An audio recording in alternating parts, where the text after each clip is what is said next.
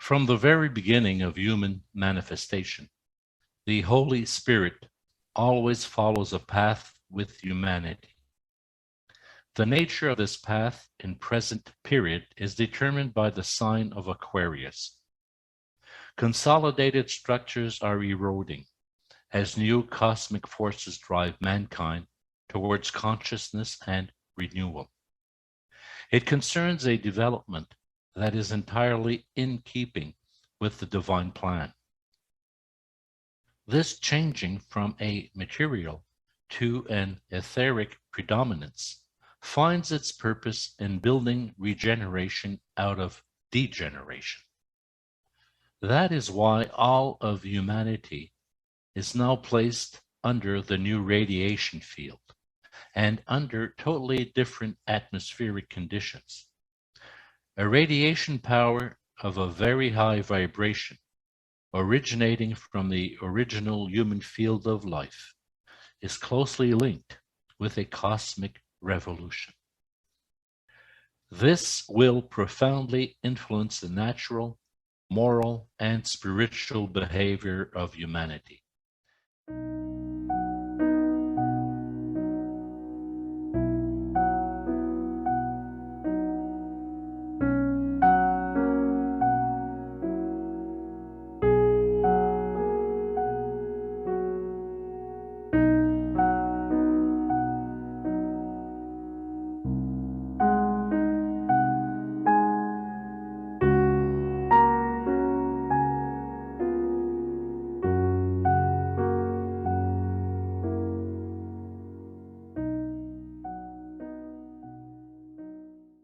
The Aquarius era offers the possibility for the liberated individual to return to the Father's house. To be able to react positively to this power, humanity needs a mediator, the reborn soul. Only the spirit soul can adjust to these cosmic developments. How do I achieve soul rebirth? How can I acquire the spirit soul?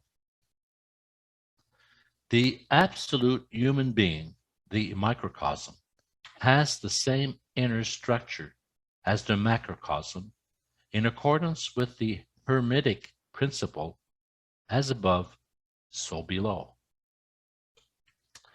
The microcosm is a universe on a reduced scale, and the spirit is the invisible sun of our system.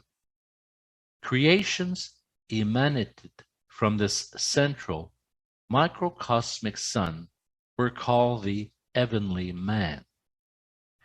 The human being is imprisoned in the dialectical life field, with only a small part of his former freedom left.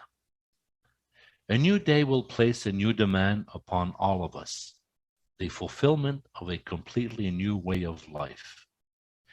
We will have to react positively to that requirement by our actions, and this relates to our light vesture.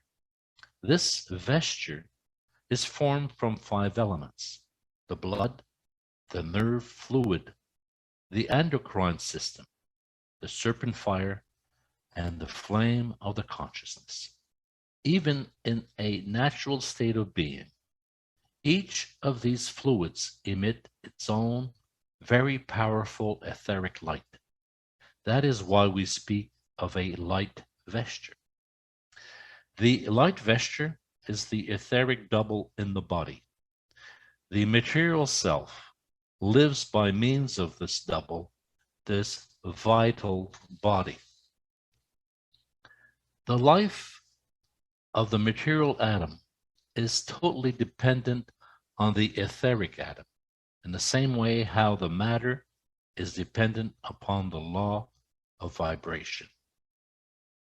But the task of the light vesture is not only to animate and maintain the material body. The true calling of the light vesture is much higher. Keeping our material body in a state of purity is important, but proper care of our light vesture is much more important. So, how do we take care of our light vesture? Just think of the tensions of our times. Rational thinking is used as the final goal of everything. It is called the I am, and it is burdened with so many speculations and knowledge that it becomes impossible to elevate our light vesture. We cannot open ourselves to the light of the Spirit and at the same time cling to our social aspirations. We cannot serve two masters. With the nerve fluid in such a state, the blood is also polluted. The head sanctuary, and therefore the consciousness, will offer insufficient possibilities for liberating life. The functions of our head sanctuary will be completely isolated. They will crystallize into stereotyped activities, which will make impossible for light vesture to be changed in a positive way.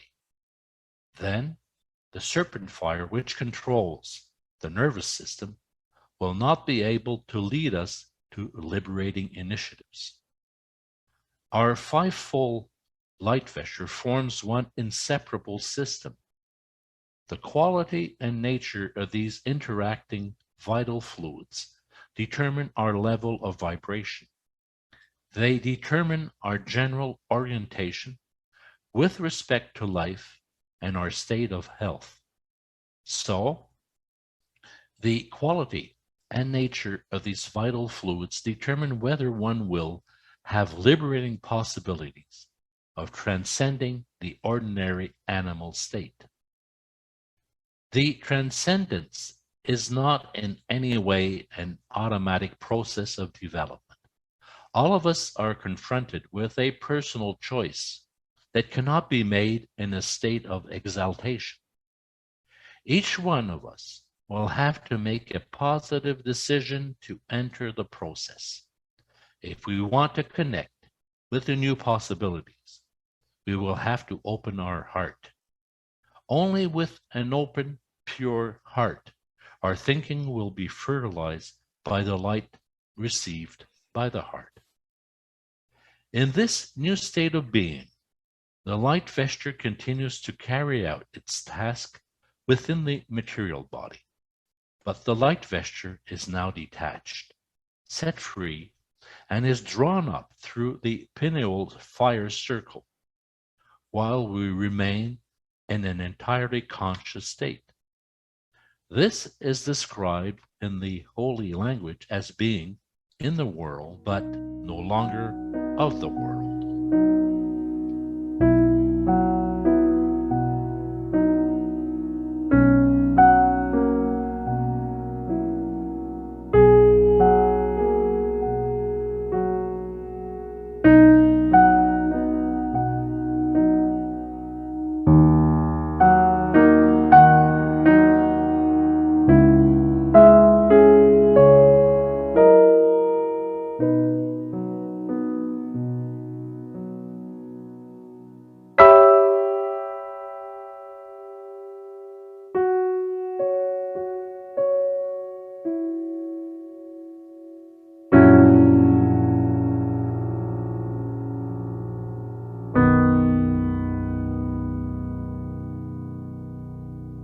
Who are we? The original field of life of humanity refers to the fundamental mystery of human life. Is the human being that inhabited the original life field the same human being of flesh and blood that we know? The universal teachings tell us that the inhabitants of both abodes are totally different beings. Even the forces underlying their existence are opposed. These forces can be seen as instincts, and our consciousness and behavior are determined by these forces, next to other influences like culture and race. The divine human being's driving force is unity of all things. It is a miniature universe, a microcosm that lives in and out of the light, which is God, Tao. It is a being gifted with the freedom of will, thinking, and creation. We can consequently state that there exists the old or lower consciousness, and there is a higher new consciousness. The microcosm can be interpreted as a non-material sphere, similar to the magnetic field of the Earth. Any magnetic field is extremely powerful in the sense that it dominates all materials that are present in the sphere. From the fall from paradise, the divine human being decided to feed on the tree of knowledge of good and evil. His heavenly body perished, but since it is an immortal body, it couldn't die. It withdrew in a tiny nucleus, a seed of the divine human being.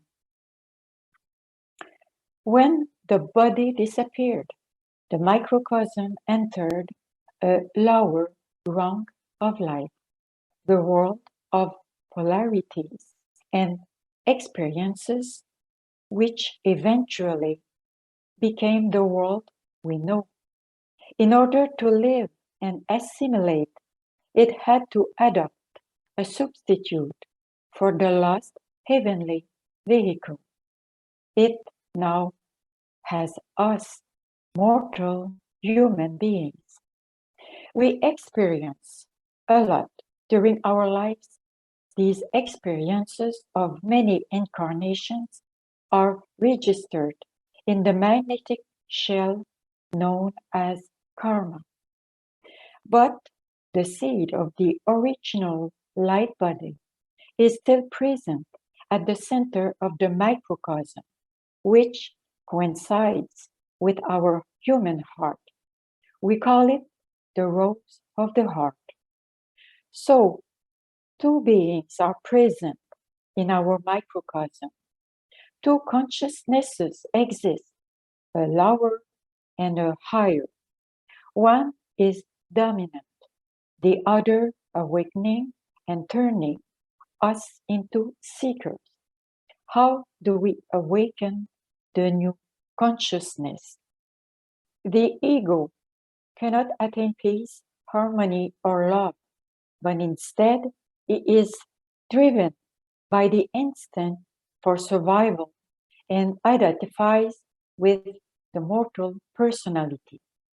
This keeps us engaged in struggles. So we are both mortal and immortal. This is our fundamental existential problem. The solution is gaining a new soul, a new consciousness.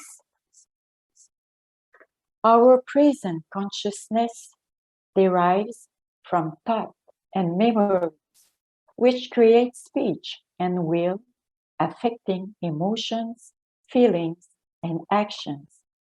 These thoughts originate from karma, conditioned experiences, and society standards, culture, and religion.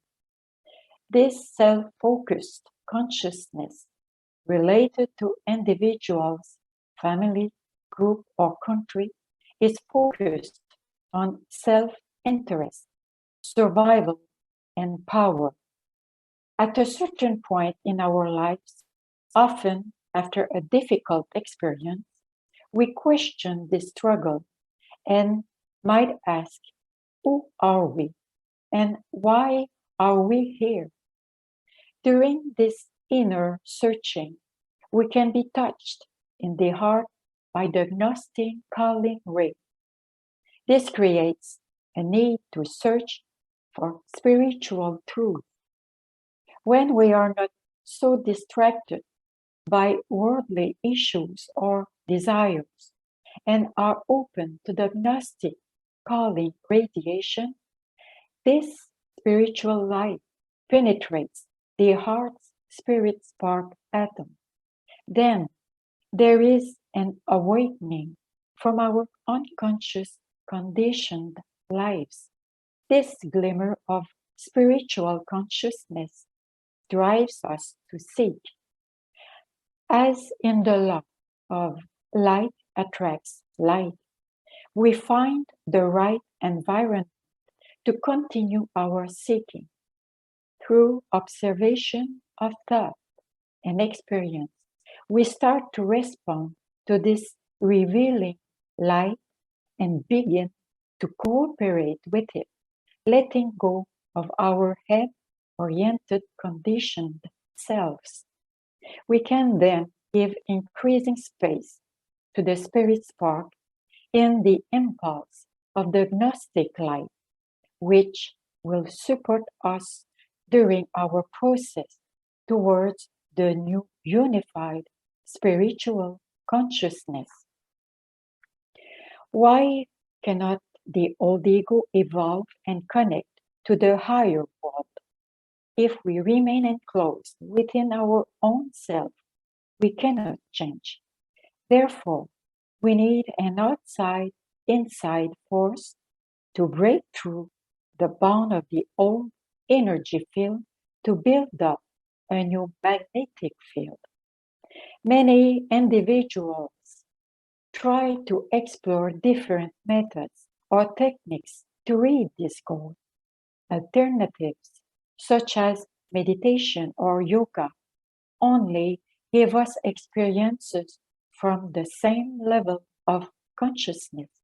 We can get trapped in the illusion of a process of spiritual change when we identify the methods with the process. This is a time of inner revolution, transformation, and transfiguration, a time to replace the old ego consciousness and to choose the source of our consciousness, the divine spirit. The new consciousness is born from the spirit spark atom.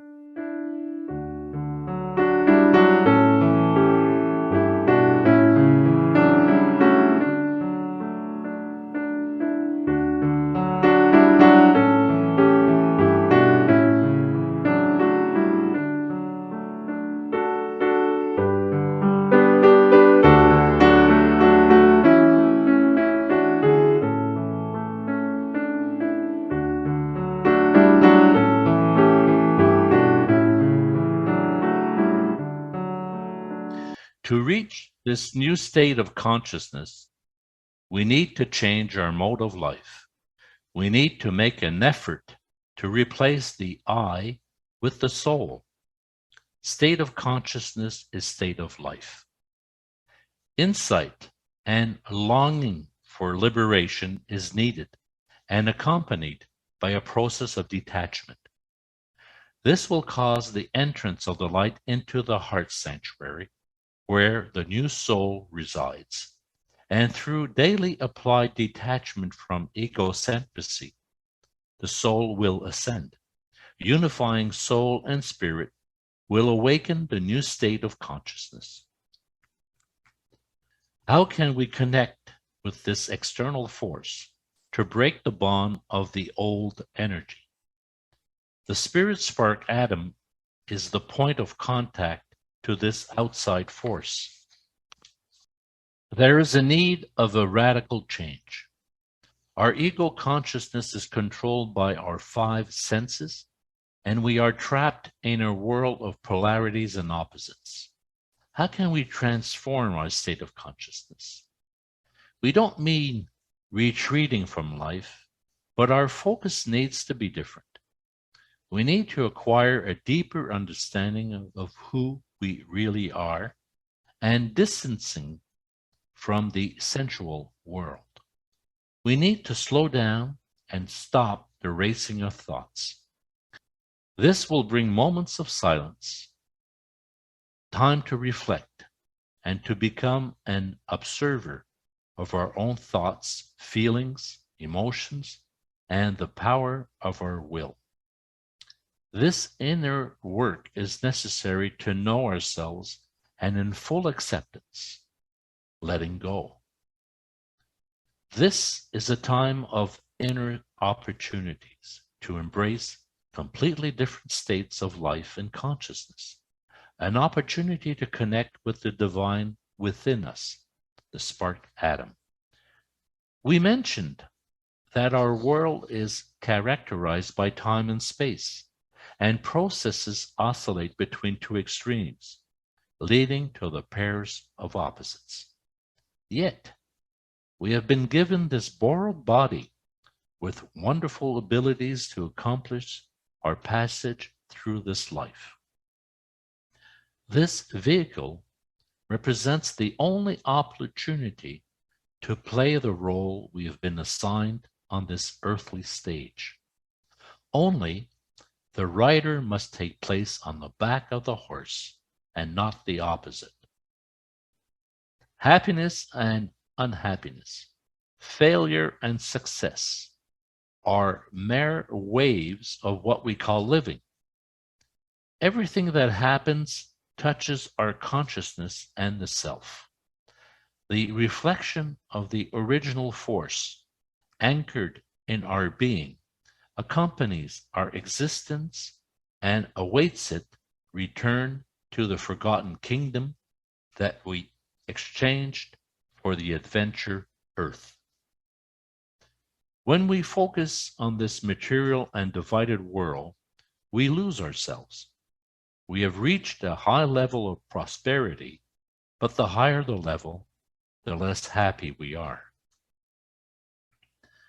Aware of the precariousness of life, we wonder about the reason of our presence on earth. The search for truth is part of a spiritual process that pushes the human being to ask questions about the mysteries of life. In the distant past, as the original spirit, the human being separated from his creator, he descended into matter. He hence lost his divine consciousness, the feeling of unity with the whole, and the understanding that he was a divine being. Today, we are so far from our original source that we believe that our existence on earth in a material body is the true life. The evolution of man is not limited to material aspects, but he has a soul, a spiritual dimension. It is the soul that makes him a conscious being. Spirituality is based on the conviction that God exists as the absolute intelligence that created the universe, and on the certainty that man possesses a soul emanating from God. Earth is a body that Plato calls the soul of the world. Having descended into the valley of matter, we as humans must develop the body of the soul. Man has to learn that he is mortal, to know why he is a microcosm, and to understand that every generation on this earth is only a passing domain. Human consciousness is the key, because it is the instrument capable of perceiving and recording this continuous process of life, movement, and transformation. We are eternal beings, and for the time being, mortal beings with a deep desire for eternal values and perfect love. What we experience as love must be something that knows no opposites, a deficiency that we circumvent with all kinds of substitutes. When we have found the inner source, we have found love. When the law of love is fulfilled in us, a breaking of all the old is necessary. True love is fullness and goes far beyond human love. We see that our love is limited. This is why we are in this world. We live on this planet to raise our consciousness, and growing in consciousness goes hand in hand with growing with love. It is anything but easy because we are always fragmented inside. Unity can only be born within the human system on the basis of the divine spark ignited in the heart. One of the 7 universal laws from the Corpus Hermeticum is the law of vibration. Everything is vibration and energy. Matter is in fact solidified spirit, and spirit is of an extremely high vibration. Thoughts, feelings, and expressions of will are also vibrations. Differences in levels of consciousness are differences in levels of vibration. Pure love has a very high vibrational frequency. Do I identify with eternal becoming, or do I identify with this image of myself, built with memories of this world of opposites? The abandonment of this image is more difficult than it seems. On the basis of the memory of our life experiences, we constantly re-edit the story in which we play the role of the hero. We see humanity as the culmination of creation. A divine spirit tries to express itself. A Sufi thought says, the divine spirit sleeps in the rocks, awakens in the plants, begins to become conscious in the animals, and reaches the highest consciousness in man. The meaning of our life is therefore to develop awareness of this divine, to realize that we are part of this creation, and to recognize that the divine spirit is working in it. As the ancient Greek maxim says, know thyself. We see this extraordinary body with which we can live and see the world of our thoughts and feelings. New thoughts, new impressions come to our consciousness, but we are looking for something eternal.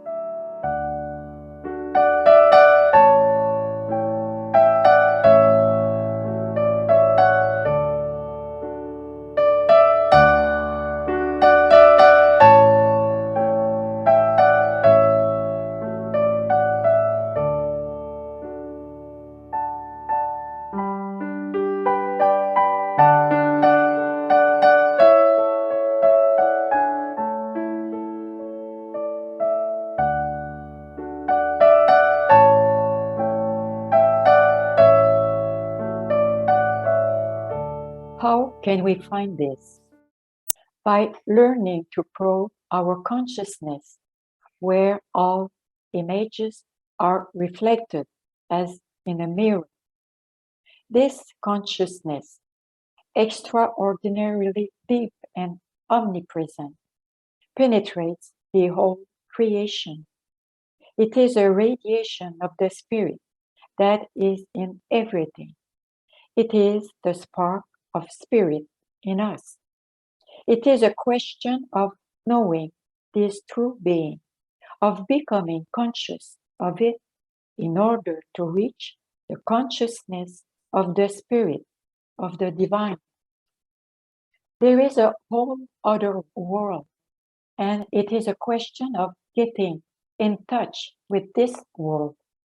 To do this, we must turn our attention away from the outer world and towards our inner world in true silence, in great receptivity. It can be filled with this divine presence, which is light, life, and love. The sacred writings evoke the divine love. Today, physical science also touches on this subject. It shows us that in all of creation, in each atom, there is a quantum vacuum which makes us think that there is nothing, that it is empty.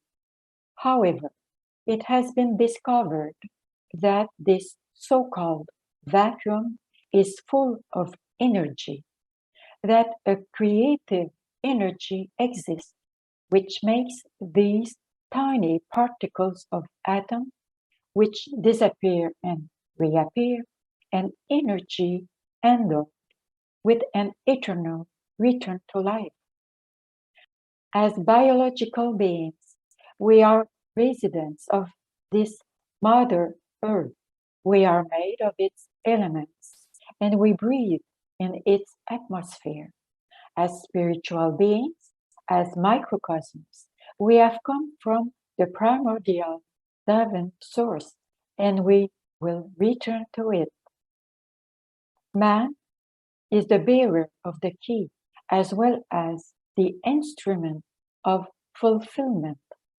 Through the inner life-giving force, he can connect with the spirit, with his renewed and immortal soul. One who follows an authentic spiritual path realizes that his consciousness changes.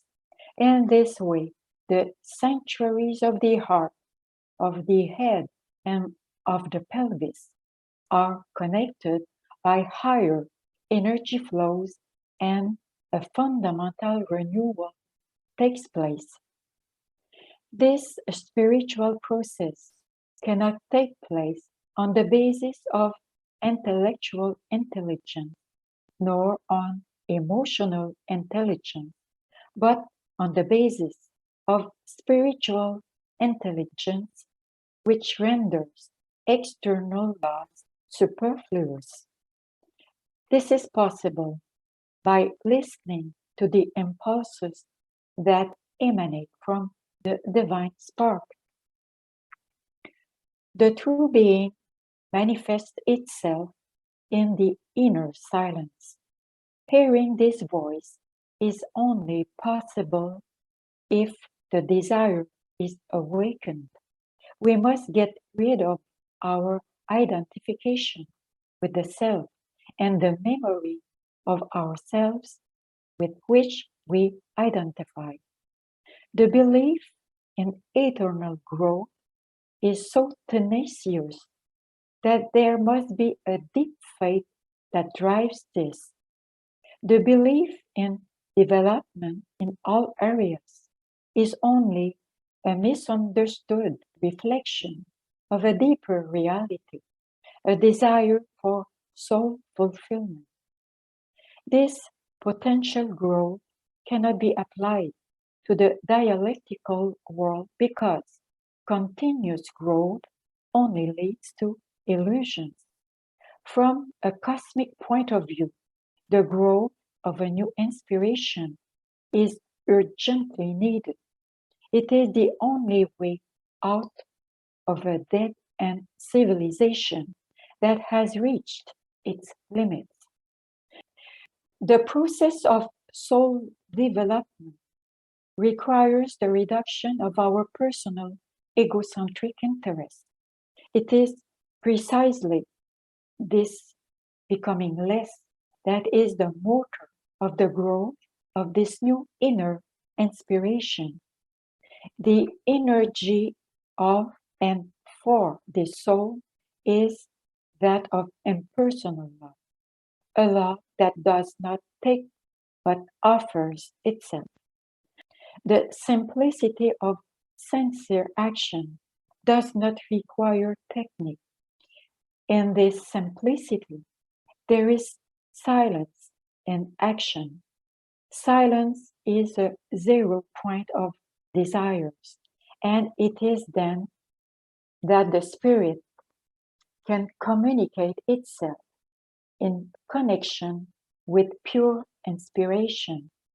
The fusion of soul and spirit takes place in our purified consciousness, in the present. Every person in whom the spark of the Spirit in the center of the microcosm awakens, reflects the light of the spiritual sun. And the one who is attuned to the spiritual sun, the tree of life will grow, and there will be a time when it will bear fruit, so that others can feed on it. If a group follows a spiritual path together towards the world of the soul, a new field of life will be created, which will increase in power as the group progresses. It is in this regard that the term living body is referred. The Golden Rosy Cross is an inner school that accompanies those who wish to make this journey. It advocates this unity of thought that appears throughout the history of humanity, giving the possibility to make this unique divine voice heard again.